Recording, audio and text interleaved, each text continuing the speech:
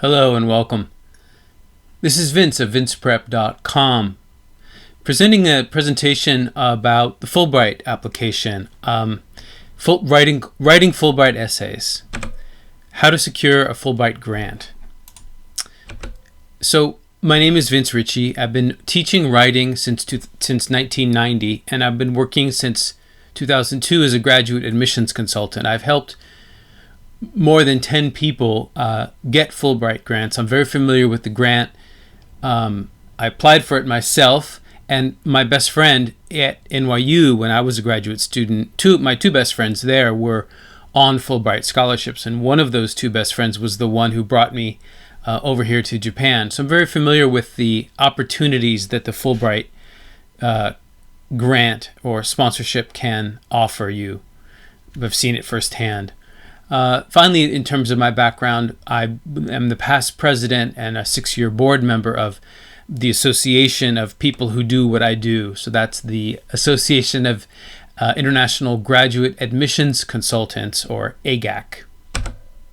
So I'll be talking today about your application, not so much about my experience helping people get this grant, but rather helping you tell your story, integrating your future, your present, and your past. So when you talk about the future, that's what's known as the study or research objectives, the proposed future project that you're trying to finish as a part of your grant.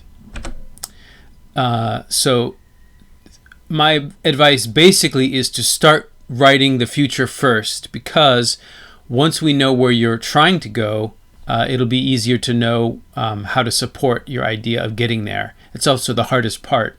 So start thinking about the future.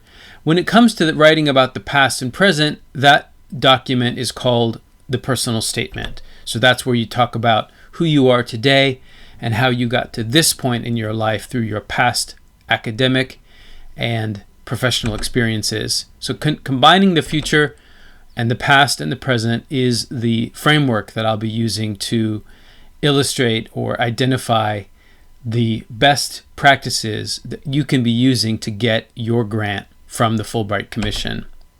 So here are the instructions. I'll read it slowly because it's a bit small. The type here is a bit small. So for study research objectives, they encourage you, or they instruct you, to write a clear and detailed description of your study objectives, giving your reasons for wanting to pursue them. Be specific about your major field and your specialized interests within this field. Describe the kind of program you expect to undertake, and explain how your study plan fits in with your previous training and your future objectives. So this is, again, think back to my pyramid, where you've got to explain how your future connects to your past, and also to your future objectives. So it's integrating past, present, and future includes both the study plan as well as your future career. The statement is an essential part of your application. All right, so here's my advice on how to interpret that question and what to do with it. So developing a strong, feasible, and compelling project is the most important aspect of a Fulbright application. These are their words. So this is absolutely critical, and that's why I'm talking about it first. Your first step should be to familiarize yourself with the program summary for Japan. By the way, I'm making this presentation for my audience here in Japan, but if you're watching this video somewhere other than Japan, just insert the name of your country instead of Japan or France or wherever it is you are as you watch this presentation. Make sure your proposed project will contribute to one of the designated project areas identified by the Fulbright Commission in Japan. So you've got to essentially match and market and target a specific area you've got to help Fulbright. They're giving you money, and in return they're expecting you to contribute to one of their designated study areas or program areas. They have an agenda. They have a purpose, they have a mission, and they want to make sure that your study program, your program of study, your research objectives match. So when they talk about contribution, it includes an addition to your field's overall knowledge that also enhances the understanding between the US and Japan. And again, you can replace Japan with Pakistan or wherever it is you're based. So it's about the combination of, it's about establishing and deepening ties between the US and your home or host country. So the question here is, how will you contribute? We talk more about contribution. Contribution is one of the most important concepts in this admissions process. It's also one of the least understood. So I'm going to try to break it down into some very clear and simple steps. So talk about who, what, when, where, why, and how. Fairly standard questions.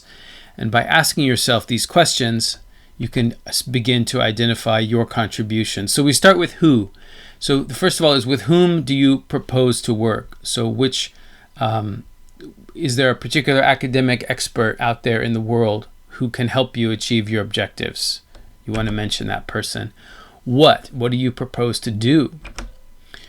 What contribution will the project make to the Fulbright objective of promoting cross-cultural understanding and cross-cultural interaction and mutual understanding? These are two of their major objectives. Cross-cultural interaction and mutual understanding. This is the purpose of the Fulbright program, and it would be good if you can be explicit about how your studies will help achieve these two core objectives. When will you carry out your study or research? Include a timeline. So be as explicit as possible about the actual plan, what you're going to do when you get there. If it's a 1-year program, if it's a 2-year program, if it's more than 2 years, try to have as much detail as you can.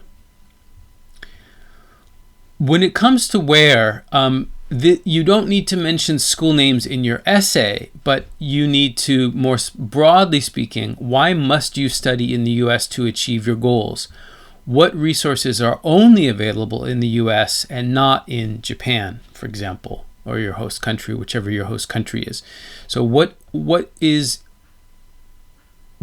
I was working with a client many years ago, who was one of my most successful applicants, who got Fulbright and then got into her dream school, when I said this to her, her eyes lit up. She finally understood the purpose of her essay. She had to be very explicit in explaining simply the only place to study what she needed to study was the US. The US was absolutely the leader in this particular field of study that she was trying to basically go there and become a bridge to bring back the best practices from the US to Japan, which in her case, she was based here in Japan when she was applying. She's Japanese, so she had to study in the United States. There was no option to study in any other country.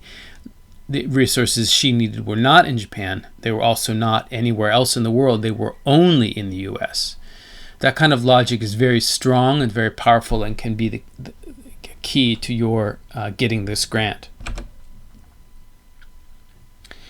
Don't worry if you have no prior international experience. This is a bit like a sort of chicken and the egg problem, right?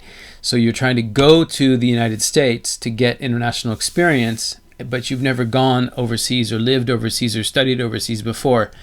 That's okay. You don't need experience abroad to be a strong candidate. On the contrary, the purpose of the Fulbright grant is to expose Americans to the world and vice versa. So the point of the grant is to increase mutual understanding and cross-cultural interaction. So it's not a criteria, it's not required that you've already been overseas. It's okay if you haven't.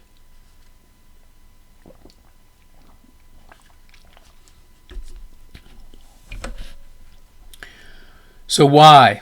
Why is your project important or significant? How will you work to carry out your work? What methodologies will you use?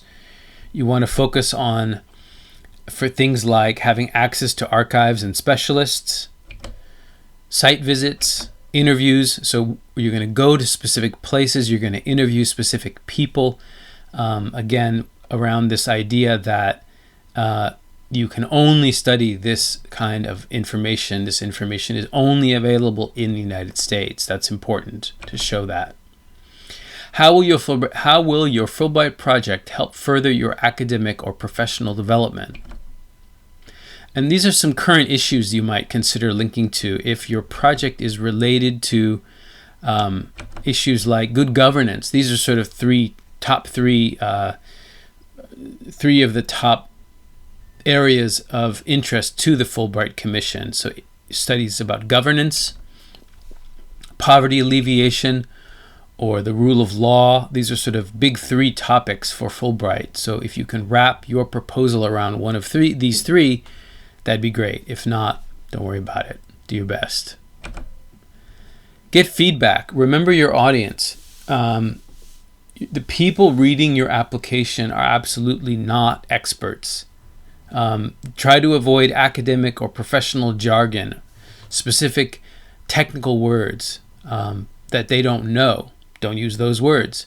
And include simple examples. So in the next few slides, I'm going to share a story from a successful applicant. I found this on one of the Fulbright blogs years ago. This is her story. Her name is Andrea Sims. And the title of her blog post was Writing for the Outside World. This is what she said. Although intelligent people will be reading your proposed plan of study, few, if any, will be specialists in your field.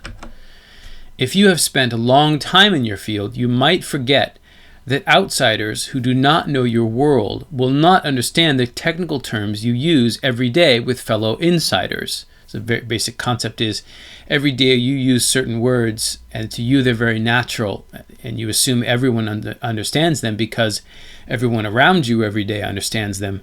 But the readers of your application aren't in your world. They don't know these words. So this is how she dealt with this problem.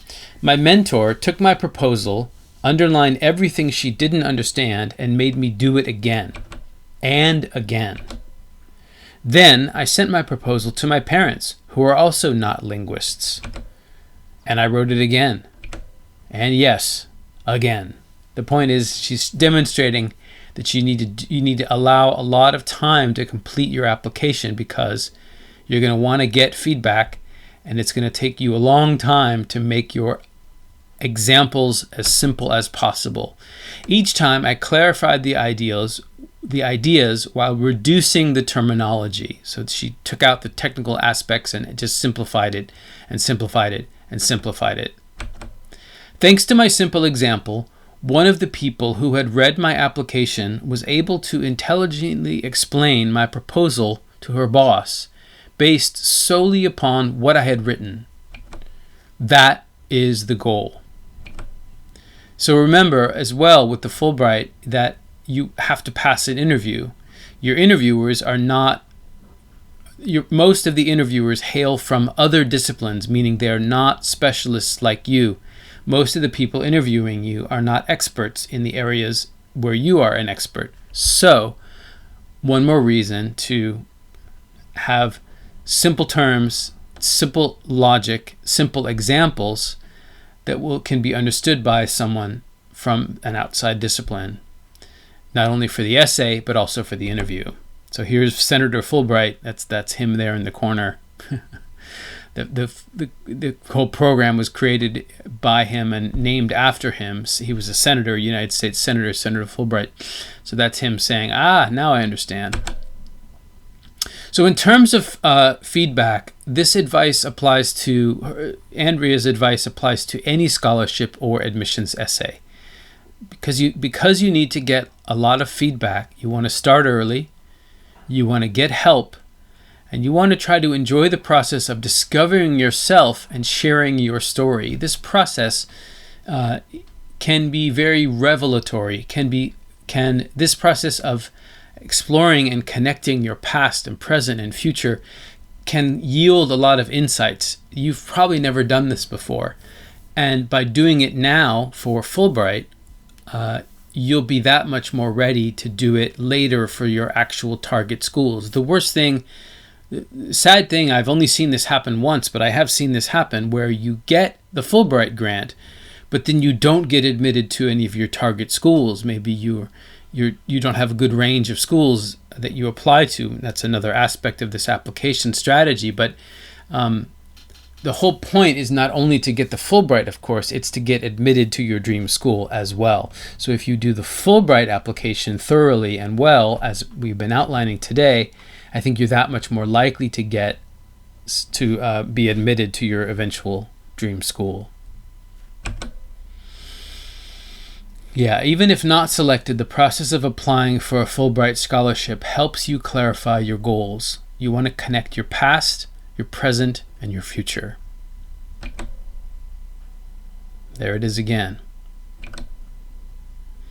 So we've talked so far about the future. Now we're going to talk about the past and the present. That's the personal statement. And here again, I'll try to slowly read the instructions. The personal statement should be a narrative statement describing how you have achieved your current goals. It should not be a mere listing of facts. It should include information about your education, practical experience, special interests, and career plans. Describe any significant factors that have influenced your educational or professional development. Comment on the number of years of practical experience already completed in the field in which academic work will be done in the U.S. So how much time have you already spent in this field? What are some of the factors that influenced your development? What education, experience, interests, and career plans do you have? So it's not just a list, it's a story. It's a narrative. It's a personal statement. So when you're writing a good personal statement, you're trying to think of a visual, you're trying to show them a picture of you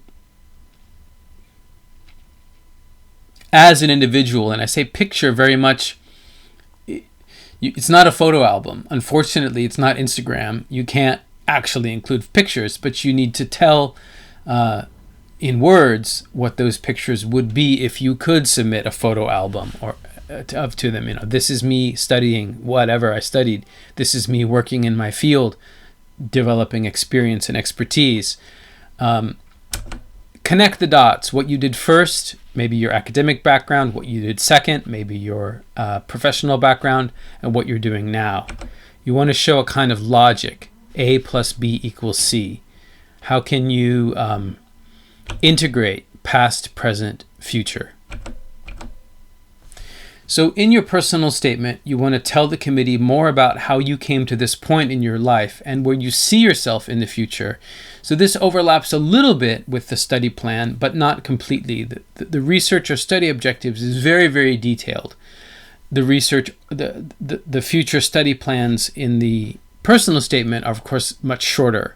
And also, they read the personal statement after they read. The first thing they read the research objectives first. And so by the time they get to the personal statement, they know your study plan. So you can repeat it without having to repeat every detail about it. Just briefly remind them of what you're trying to study. Mostly you're writing about your past and your present. Your personal history, your family background, and influences on your intellectual development, which means sort of how you became who you are now. You want to explain the educational and cultural opportunities or lack of them to which you've been exposed and the ways in which these experiences have affected you. So perhaps you lacked experience in the past. Perhaps you weren't able to study abroad. You tried, you planned to, but you weren't able to follow through. Or maybe something in your background prohibited you from being able to study what you needed to. That's also okay to mention, whether it's an opportunity that you had or an opportunity that you missed. So show in detail what has made you successful in the past, and how does your past experience facilitate the success of your future project. So you want to demonstrate that you can achieve your goals, that you can prioritize and follow through on your objectives, that you learn from your mistakes. So you're trying to show them why you are uniquely qualified to realize your ideas. You want to show that you're competitive. So in terms of next steps, I suggest today we started talking first about the study or research objectives, but I don't necessarily think you want to write those first, because in a way those are harder to write. It's harder to write about your future. It's the first thing they will read, but it's not necessarily the first thing you will write.